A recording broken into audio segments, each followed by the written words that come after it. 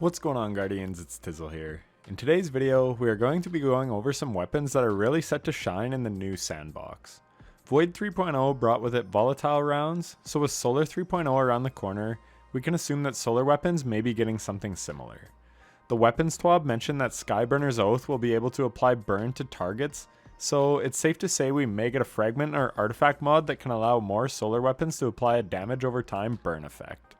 With Witch Queen, exotic primaries also got a buff to do 40% more damage to red bar enemies, meaning running an exotic primary has never been more viable. So in saying that, let's look at some exotics that will certainly shine next season with Solar 3.0. We'll just go in alphabetical order because that seems easiest. So the first weapon we will look at is ERIANA'S Vow. ERIANA'S Vow is the only special hand cannon in the game, and if we pair it with Lucky Pants on a hunter, it can actually do some ridiculous DPS. And if we do get something that allows solar weapons to do damage over time, then this weapon could be extremely strong. Plus the Arbalest nerf may bring this weapon back into the limelight. It used to be the king of anti-barrier, but has taken a backseat lately, so it would be nice to see it get some love again. Next up, we have Jotun. This weapon could be very good for one specific reason. Its charge shot burns on impact, meaning it can sometimes proc sunspots on bottom tree Sunbreaker Titan. With changes coming to Solar 3.0, I presume that all classes will be able to make sunspots. Therefore, this weapon could have a place in some fun Solar 3.0 builds. Next, we have a weapon that almost nobody uses, but is actually very strong, and that is the Polaris Lance. I actually used this gun to solo the Whisper mission back in the day, and it was super good there. It can infinitely shoot if you are hitting your crits, and the perfect fifth shot causes an explosion. This too may have some synergy in Solar 3.0 builds. Next, we have a weapon I am very excited for, and that is the Prometheus lens. Exotic trace rifles got a 40% buff to red bar enemy damage in Witch Queen, and now they are getting a 20% damage buff to non-red bar combatants. So this thing could be very strong next season. It also reloads itself after a kill, so it basically has subsistence but better built into it. This weapon is about to be extremely strong, and I am so ready for it. I was extremely impressed by it when I was grabbing footage for this video. A gun that chews through ads and never has to reload is right up my alley, and if it can apply burn to things as well, it'll be that much better.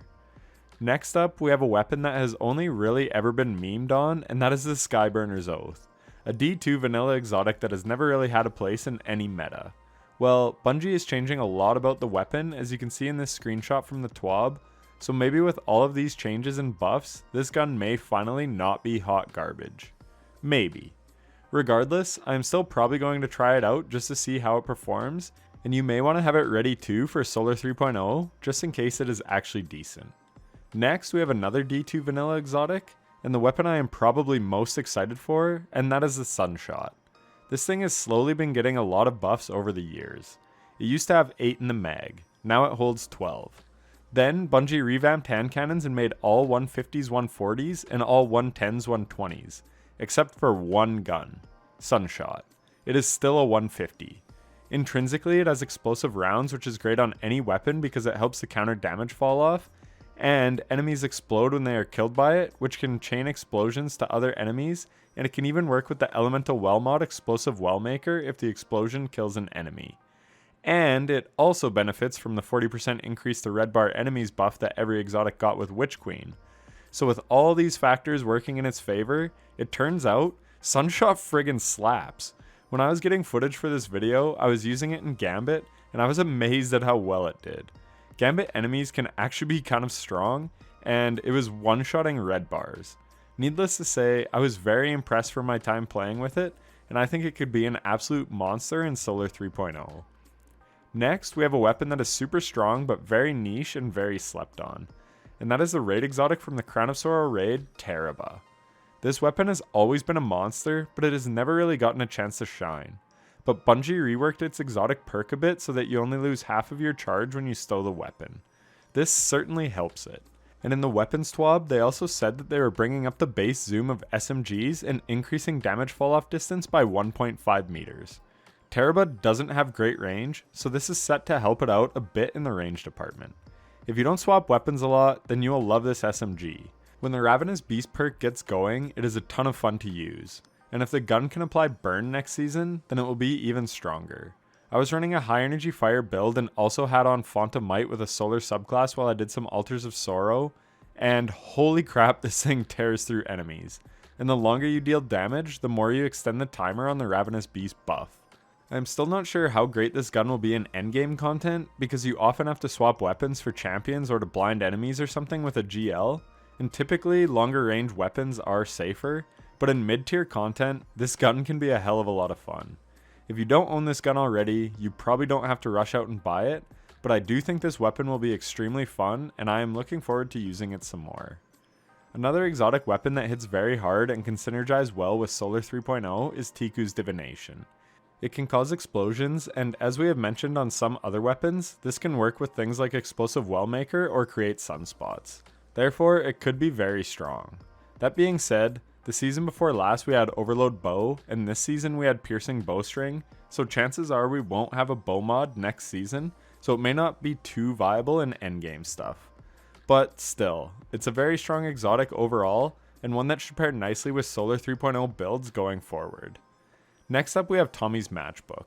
This gun is quite strong, but given that it causes damage to you as you use it, it will likely never be a great option for endgame content. That being said, throw an Actium War Rig on a Titan, or Well of Radiance and Healing Rifts on a Warlock, and just hold down that trigger and have some fun in lower end content with it.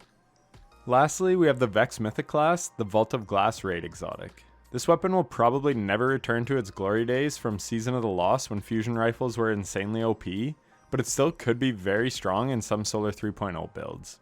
Time will tell. As for legendary weapons, basically if it is solar, it will be good. Or it could be. Volatile rounds made void weapons extremely strong last season, and I have a hard time believing solar weapons won't get something similar to compete. So just stock up on some good solar weapons. That being said, I do want to highlight a few in particular. First and foremost is the RETRACED Path. As of now, it is the only legendary trace rifle in the game, though I am sure we will get a couple more next season, and it is very likely we will have a trace rifle artifact mod for champions. So lock one of these down if you have access to Dares of Eternity. Another weapon you will want to get your hands on is a good explosive personality from the war table at the helm. It comes from the PsyOps Battleground seasonal missions, and waveframes are extremely good weapons and have good synergies with a lot of builds. They can make Warmind cells and elemental wells, so they are really strong in certain builds. And then machine guns also could play a bigger role next season, so there are a couple you should lock down. You can acquire Thermal Erosion from Europa or ARCHON'S Thunder from Iron Banner. Both of these are solar. Lastly, I was focusing more on primaries and special weapons in this video, but things like Sleeper Simulant, 1000 Voices, Whisper of the Worm, the Lament, Xenophage, and Parasite all could get even better if they are able to synergize with a fragment or artifact mod that buffs solar damage. And on the topic of heavy weapons, I want to give a special shout out to one of my favorites, the CATACLYSMIC linear fusion rifle from the new Vow of the Disciple raid. This thing is a DPS monster with the right rolls, and if we are all running solar subclasses next season with Font of Might, it could be even stronger. Anyways, that is going to do it for the video. I hope you found it informative and helpful, and if you did, then a like would be greatly appreciated. And if you want to see more helpful content in the future, consider subscribing. I'm curious to hear from you guys what weapons you are most excited about to use in Solar 3.0. Let me know down in the comments. But that is going to do it from me. If you made it this far, then I thank you so much for watching. Hard to believe a new season is just around the corner. Take care.